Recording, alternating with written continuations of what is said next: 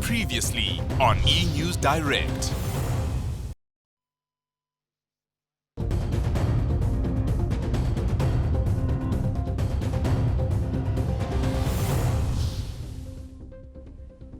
The Supreme Court of Appeal rules against government for letting Sudanese leader Omar al-Bashir leave the country.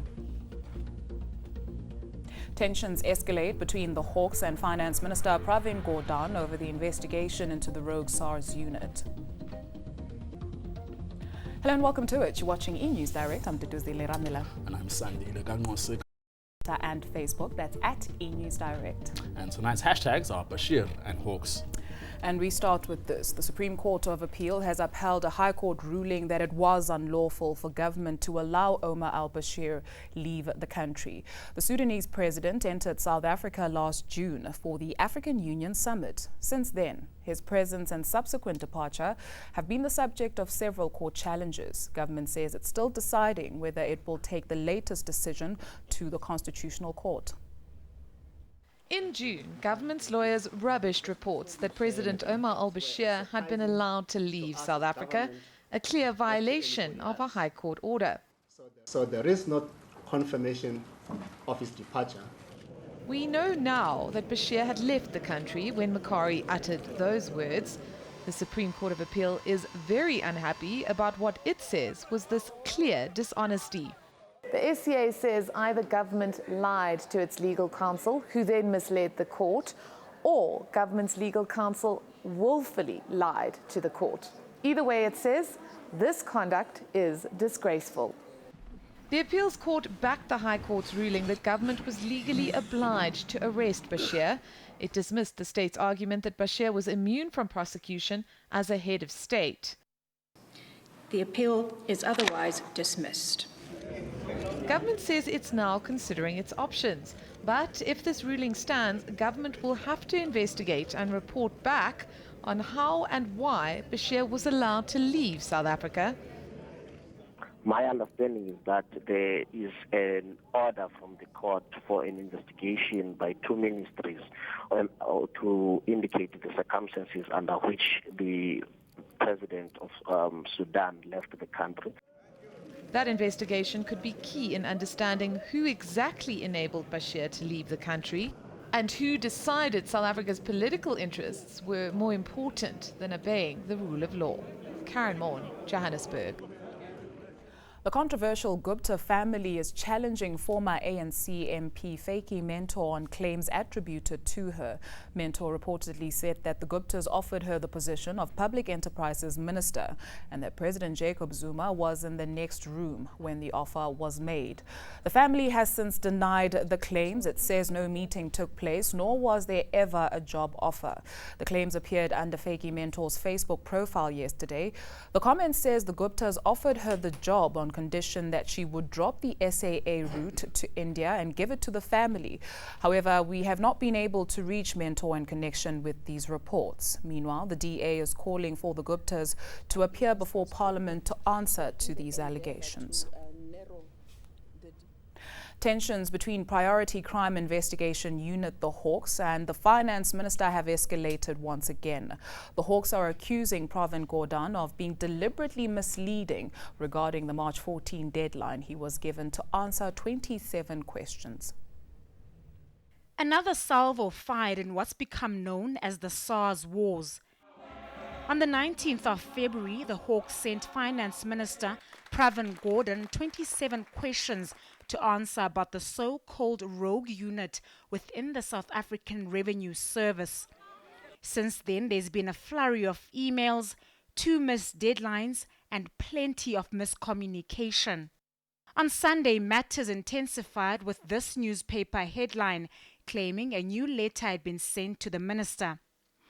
That evening, the minister released a statement stating that no new letter had been sent to his attorneys, and the next day, he reiterated this to journalists. I spent 3 hours looking for this new letter with my attorneys, etc., etc. But the letter that, in fact, she was writing about was a letter of the 3rd of March.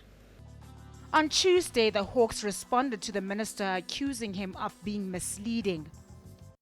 The Hawks has noted with concern the utterances by the Minister of Finance, Pravin Gordhan, that he was not aware of the letter sent to him detailing the 14th of March 2016 at 1600 hours as his deadline. But it seems the crime-busting unit has missed Gordhan's point. The minister never said he didn't know about the March 14 deadline, merely about reports of a new letter. His lawyers indicated on the 7th of March that they would miss the new deadline due to time constraints. The Hawks could not be reached for further comment. Zikhona Tshona, Johannesburg. The KZN Department of Social Development is investigating alleged fraud involving millions of foster care grants. It's revealed that close to 1,400 children are receiving the grants illegally. The department has suspended all staff at its Mpangeni office. 35 social development employees have been fingered in a multi-million rand foster care grant scandal. They've been suspended pending an investigation. There were fraudulent activities relating to foster care grants, which were estimating to 19 million per annum. The department is accusing staff of rigging the system in order to pay grants for children who are living with their parents. The department says it stopped payments to 1,376 suspected cases. But some staff members tried to override the system. It was discovered that social workers had requested SASSA to reactivate 169 grants that happened within a period of a week. And this was done without authority of both departments' acting service office manager and SASSA's local office manager. The National Union of Public Servants and Allied Workers Union, which represents the social workers, has blasted the department. It says disciplinary procedures were flouted. It's threatened court action unless its members are reinstated immediately. But the department is not backing down. It's brought in staff from other offices to assist during the investigation. Skushangase, Durban. The murder of Khayelitsha teen Sinoxolo Mafekvuka has highlighted how the simple act of using the toilet in the township puts women's lives at risk. She was found half naked in a communal toilet over a week ago, with her clothes stuffed in a toilet. Ablution facilities in the township are often isolated and dark, leaving women vulnerable to attacks, including rape. 2 suspects will appear in court on the 24th of March for Mafevuka's death. This is the path Sinoxolo Mafevuka walked to the toilets on the night she was killed, just 100 meters from her home. In an informal settlement, going to the toilet at night is a dangerous activity. Both men and women fear being robbed, raped or killed. South Africa is one of 8 countries to recognize the right to sanitation in the Constitution. Having ratified the International Covenant on Social, Cultural and Economic Rights, it's also legally bound to provide access to safe and hygienic sanitation. The Covenant does make very clear that where access to water or sanitation would threaten physical security, there is a high priority obligation on government to remedy that situation and to give it priority attention. The Social Justice Coalition maintains inadequate access to sanitation violates the rights to safety, health and dignity. When a woman has to go to a toilet, she has to be accompanied. Especially at this time of the night, people don't go to a toilet at this time of the night. They'd rather use a bucket at home. Residents say it's no way to live. We feel afraid to go to the toilets. No locks on doors. Now when we go to the toilets, there's someone always waiting for you there who might rape you or do something bad to you. The SJC blames poor planning by the city of Cape Town, but the city says it's continuing to provide 1 toilet for every 5 families, as well as the portable flush toilet, which cuts down the need to walk to isolated toilets. Bibiaisha Vidvala, Cape Town. Let's take a quick look at news from around the world now. And Russia has begun withdrawing its military forces from Syria. Hours earlier, after meeting with his ministers, President Vladimir Putin said they'd largely achieved their aim. He has ordered his country to step up diplomatic efforts to help secure a peace deal in Syria. The move has come as the UN-backed peace talks between Syria's warring sides resumed in Geneva. And riot police have turned on protesters in Turkey who are accusing the government of not doing enough to stop terror attacks. The second suicide bombing in a month killed 37 people on Monday. Police fired water cannons and rubber bullets at the protesters. Several have been detained. Remember to comment on any of these stories. You can check us out on Twitter and Facebook. That's at eNEWSDIRECT, or head on over to our website. That's emca.com/direct. Let's take Duduzile is standing by to tell us what the country is talking about on social media. Thank you so much, Sandile. And we start with a matter that's trending on Twitter. And that's a Facebook comment that brought the Gupta's alleged influence in government back into the spotlight. It seems former ANC MP Feki Mentor was responding to DA member Johan Abri. The comment claims the Guptas offered her the position of Public Enterprises Minister. However, the family is disputing this. In other news, Mother Teresa will be made a saint on September the 4th. Pope Francis set the canonization date earlier today. In December, the Vatican recently approved a second miracle performed by her that is the final step in making her a saint. And remember to comment on any of these stories. You can find us on Twitter and Facebook. That's at eNEWSDIRECT, or head on over to our website. That's emca.com/direct. Still to come, your business news and a detailed weather forecast. Do stay with us.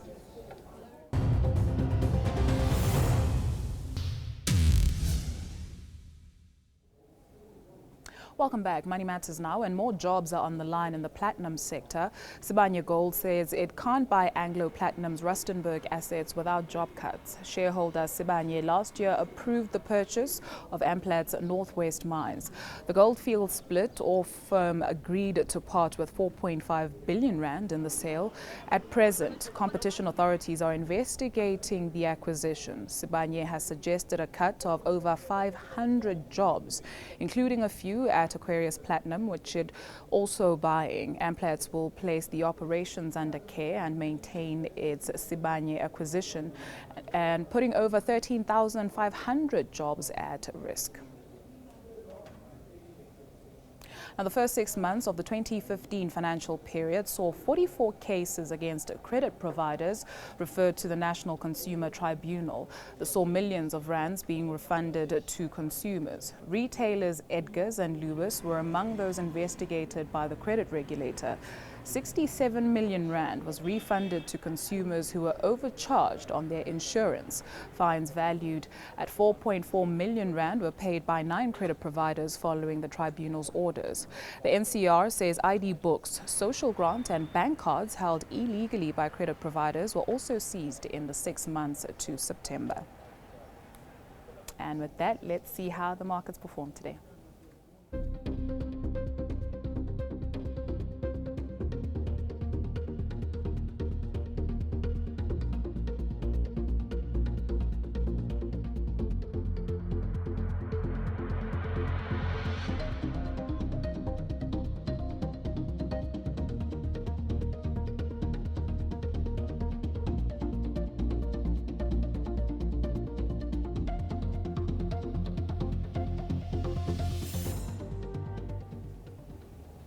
Let's check in with the Weather Centre now. Here's Candace.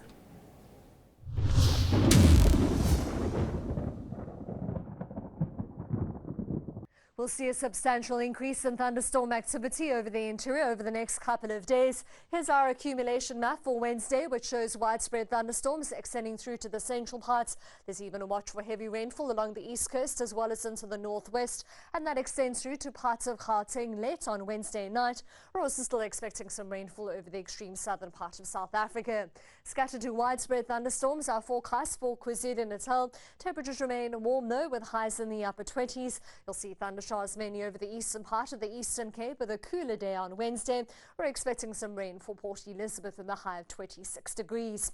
It'll be a mild day with a possibility of rain from Plettenberg Bay through to Bredasdorp. Still dry and hot over the western parts with a high of around 30 for Worcester, Robertson, Cape Town and Longabon. You'll also see a sunny and hot day over the western part of the Northern Cape, but with cloudy and wet weather over the eastern parts with widespread thunderstorms. And you'll also see cooler weather under that cloud with widespread thundershowers extending through to the Free State. Maximum temperatures are expected to peak in the low and middle 20s. A cooler day is forecast for the northwest with overcast weather and widespread thunderstorms. And of course, there's that watch for heavy rainfall as well as the possibility of localized flooding. 28 degrees for Polokwane with evening thundershowers expected over the eastern part of Limpopo as well as into Mpumalanga.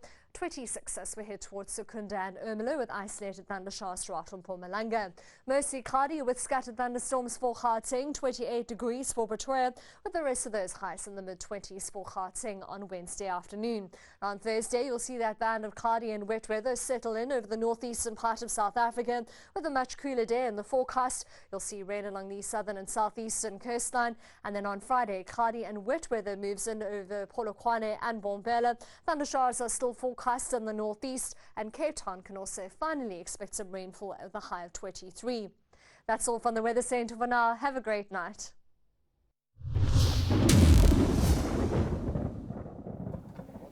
Thank you, Candice. Do stay with us because after the break, you'll meet a South African mother who dazzled judges to take the Mrs. World crown.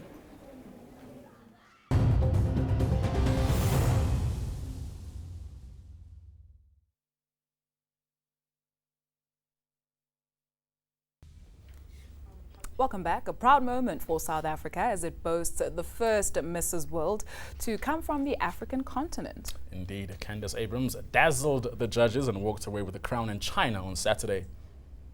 Candice Abrams is the first South African to ever wear the Mrs. World crown since the pageant started 25 years ago. Hundreds gathered at the OR Tambo International Airport to welcome South Africa's newest jewel. Among them were the newly crowned Mrs. World's family, who she's been waiting to see. It's been 2 weeks, and I'm normally a hands-on mom, but I have to say my husband, he's been the best support ever.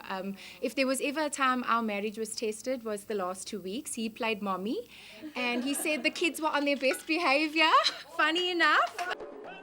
The new Mrs. World already has her sights set on her next project.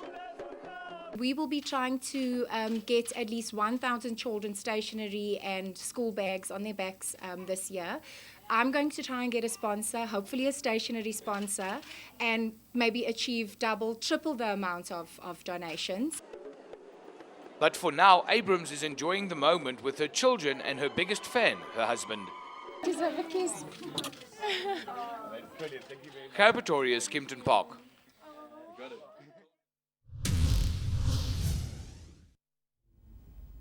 A reminder of the day's top stories before we say goodbye. The Supreme Court of Appeal rules against government for letting Sudanese leader Omar al-Bashir leave the country. Tensions escalate between the Hawks and Finance Minister Pravin Gordhan over the investigation into the rogue Sars unit. That's a wrap from the eNews Direct team. It is indeed. We're back same time tomorrow. Up next, Rhythm City. To share your views, you can send us an email to eNewsDirect@etv.co.za. You can, of course, just chat to us on Twitter and Facebook, and the handle that you need is @eNewsDirect. Until tomorrow night, have a fantastic evening. Bye-bye.